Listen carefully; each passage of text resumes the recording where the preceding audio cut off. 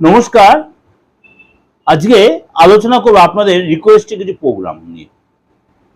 অনেকে আমাকে হোয়াটসঅ্যাপে মেসেজ করেছেন এই বিষয়ত্ব একটু প্রোগ্রামটা একটু আলোচনা করতে। হ্যাঁ, ভালো লেগেছে আপনাদের এই আলোচনাটা। অবশ্য আপনাদের এই চিন্তাভাবনাটা আমি যথেষ্ট সম্মান দিয়েই বলছি। আমি সেরকম কিছু আলোচনায় আজকে করব। কী নিয়ে আলোচনা করব?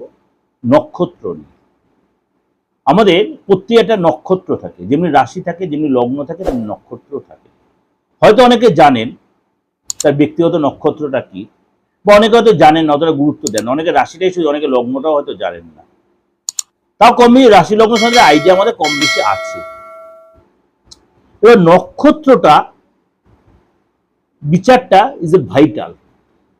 27টা নক্ষত্র +1, অশ্বিনী থেকে রেবতী, এবং এক্সট্রা এক নক্ষত্র, সেটা হচ্ছে অভিজিৎ নক্ষত্র। এই যে অশ্বিনী থেকে আপনার রেবতী নক্ষত্র আমি এর আগে দিয়েছিলাম 2026 সালে এই 27 নক্ষত্রের কেমন যাবে। হয়তো আপনারা আমার এই প্রোগ্রাম ফলো করেছেন। আজকে আলোচনা করব যে এই যে নক্ষত্রগুলো, তাদের কি নেচার, তারা কাদের সাথে বিয়ে শাদী করলে কেমন কেমন হবে, তাদের লট কি, তাদের শুভ কালার কি, বা কি ধরনের প্রফেশনে গেলে কি ডেভেলপ হবে, বা তাদের নেচারটা কেমন, এগুলো আপনাদের সাথে, বা কি ধরনের পরিবেশের সাথে তারা মানিয়ে উঠতে পারবে, কি ধরনের মানুষের সাথে এই নক্ষত্রের লোকেদের কি সাপোর্টিং হবে, অল্প অল্প করে আপনাদের প্রতিদিনই আলোচনা করবো। খুব ইন্টারেস্টিং।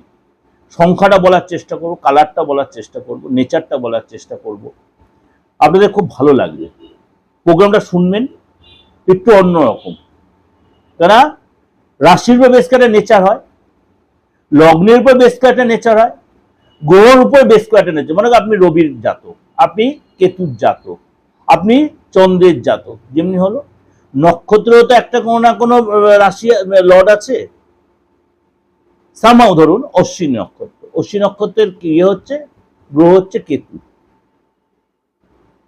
তাহলে তার নেচার, তাহলে কেতুর মতো কি নেগেটিভ নেচার? কেতু কি নেগেটিভ? না, এটাই একটু বিচার্য বিষয়। চলুন তো একটু আলোচনা করে নিই। মৃগশিরা নক্ষত্র নিয়ে আজ আলোচনা করব। মৃগশিরা নক্ষত্রের অধিপতি লর্ড হচ্ছে কে? মার্স, অর্থাৎ মঙ্গল। অর্থাৎ মৃগশিরা নক্ষত্রে আমি আজ বলবো যে আপনার কোন পেশা আপনাদের জন্য ভালো, এবং কি কি আপনাদের নেচার বা কিরকম কি হওয়া উচিত। মৃগশিরা নক্ষত্রের জন্য সবচেয়ে ভালো হচ্ছে আপনাদের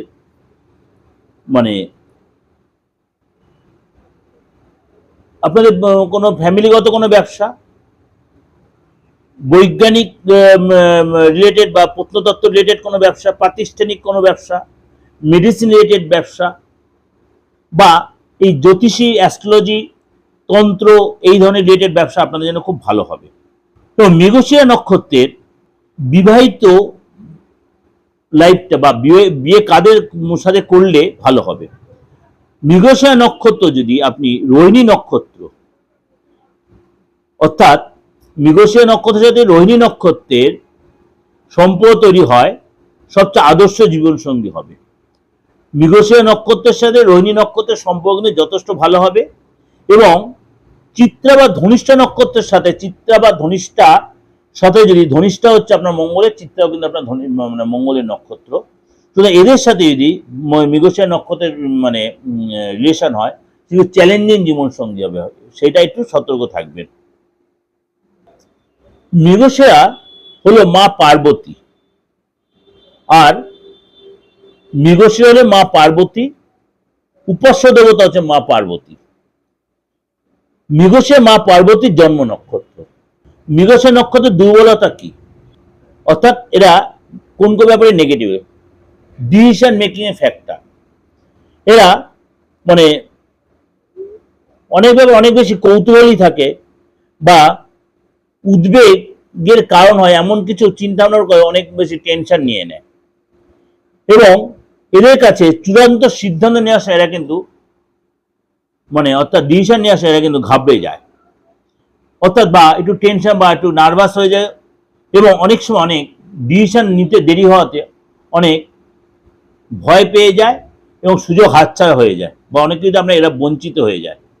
মৃগশিরা নক্ষত্রের লোকেদের যদি বৃষরাশিতে জন্মগ্রহণ করে মৃগশিরা নক্ষত্র, তাহলে এদের একটু ঠান্ডা লাগার ধাঁচ থাকবে, মুখের সমস্যা থাকবে, টনসিলের প্রবলেম থাকবে, ব্রণ, গলা ব্যথা বা হিডেন পার্টসের বা যৌন রোগের কোনো প্রবলেম থাকতে পারে।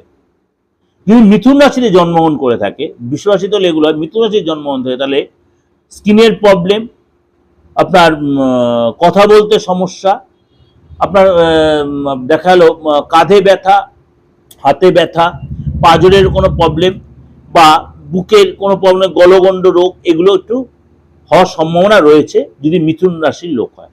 বৃষ রাশি হলে কি হয় সেটা বললাম, বা কনিক কোনো রোগে এরা ভুগতে পারে। মৃগশিরা নক্ষত্রের আচরণটা কেমন হয়?